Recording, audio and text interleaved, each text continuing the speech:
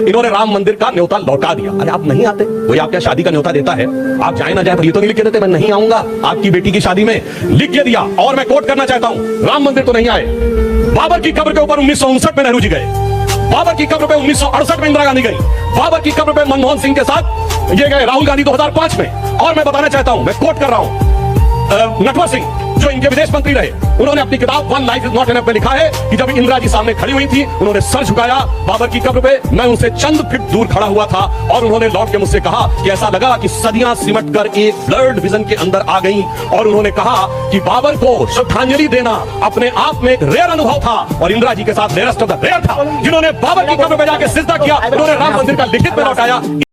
Congress party की कई गलतियां हो सकती हैं, जैसे नेतृत्व में अस्थिरता, तंत्र संगठन में कमी और नीतियों के प्रति विश्वास की कमी। इन सभी कारकों ने पार्टी के प्रदर्शन पर असर डाला, यह हो सकता है।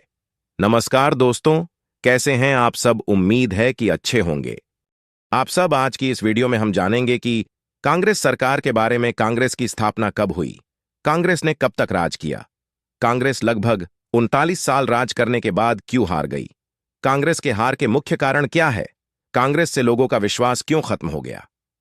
अधिकतर कांग्रेस के नाम से प्रख्यात भारत के प्रमुख राजनैतिक दलों में से एक हैं। कांग्रेस की स्थापना ब्रिटिश राज में 28 दिसंबर 1885 को हुई थी। इसके संस्थापकों में A.O. ह्यूम, थियोसॉफिकल सोसाइटी के प्रमुख सदस्य दादा भाई नौरोजी और दिनशा वाचा शामिल थे।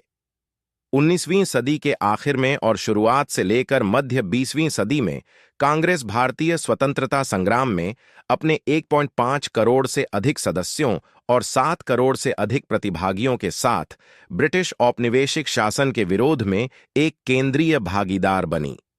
1947 में स्वतंत्रता के बाद कांग्रेस भारत की प्रमुख राजनीतिक पार्टी बन गई। आजादी से लेकर 2014 तक 16 आम चुनावों में से कांग्रेस ने 6 में पूर्ण बहुमत जीता है और 4 में सत्तारूढ़ गठबंधन का नेतृत्व किया। अतः कुल 39 वर्षों तक वह केंद्र सरकार का हिस्सा रही। भारत में कांग्रेस के 7 प्रधानमंत्री रह चुके हैं।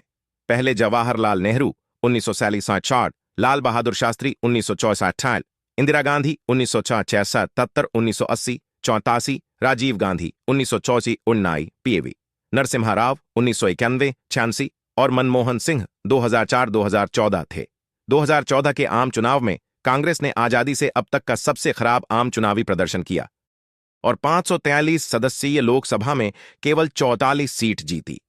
तब से लेकर अब तक कांग्रेस कई विवादों में घिरी हुई। 1999 का सरकार पतन। 1999 में कांग्रेस की सरकार को बड़ा झटका तब लगा जब जयललिता ने अटल बिहारी वाजपेयी की सरकार का समर्थन वापस ले लिया, जिसके परिणाम स्वरूप सरकार गिर गई। यह घटनाक्रम कांग्रेस की राजनीतिक रणनीति की विफलताओं में से एक माना गया। आपातकाल 1975-1977।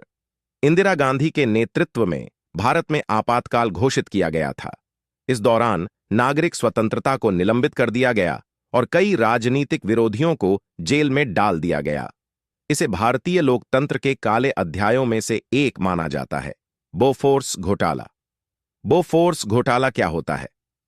बोफोर्स घोटाला एक प्रमुख हथियार अनुबंध राजनीतिक घोटाला था जो 1980 और 1990 के दशक के दौरान भारत और स्वीडन के बीच हुआ था, जिसकी शुरुआत भारतीय राष्ट्रीय कांग्रेस के राजनेताओं ने की थी और इसमें भारतीय प्रधानमंत्री राजीव गांधी और भारतीय और स्वीडिश सरकारों के कई अन्य सदस्यों को शामिल किया गया था। कांग्रेस की सबसे बड़ी एक कमी उसके नेतृत्व की निरंतरता और आंतरिक संगठनात्मक ढांचे में सुधार की कमी मानी जा सकती है। नेतृत्व की समस्या। कांग्रेस का नेतृत्व अक्सर परिवार केंद्रित रहा है, विशेषकर नेहरू गांधी परिवार पर निर्भर। इससे पार्टी में एक मजबूत, व्यापक और सर्वजन स्वीकृत नेतृत्व का विकास नहीं हो पाया है। मोदी लहर। 2014 और 2019 के लोकसभा चुनावों में नरेंद्र मोदी के नेतृत्व में भारतीय जनता पार्टी भाजपा की जीत ने कांग्रेस के समर्थन को और भी कम कर दिया। मोदी की करिश्माई नेतृत्व शैली और भाजपा की आक्रामक चुनावी रणनीतियों ने कांग्रेस के जनाधार को कमजोर किया। इन कारणों के अलावा समय समय पर पार्टी की रणनीतियों और चुनावी तैयारियों में कमी भी जनता के विश्वास को प्रभावित करने में महत्वपूर्ण भूमिका निभाती रही है। आप लोगों के लिए कुछ अलग से भारत की सबसे पुरानी पार्टी कौन सी है? भारतीय राष्ट्रीय कांग्रेस भारत की सबसे पुरानी राजनीतिक पार्टी है जो 1885 में स्थापित की गई थी। 1947 से पहले भारत का नाम क्या था? अगर आप लोगों को कुछ सीखने को मिला हो तो वीडियो को लाइक और कमेंट जरूर करिए। अगर ऐसी वीडियो देखना चाहते हैं तो चैनल को सब्सक्राइब कर लीजिए।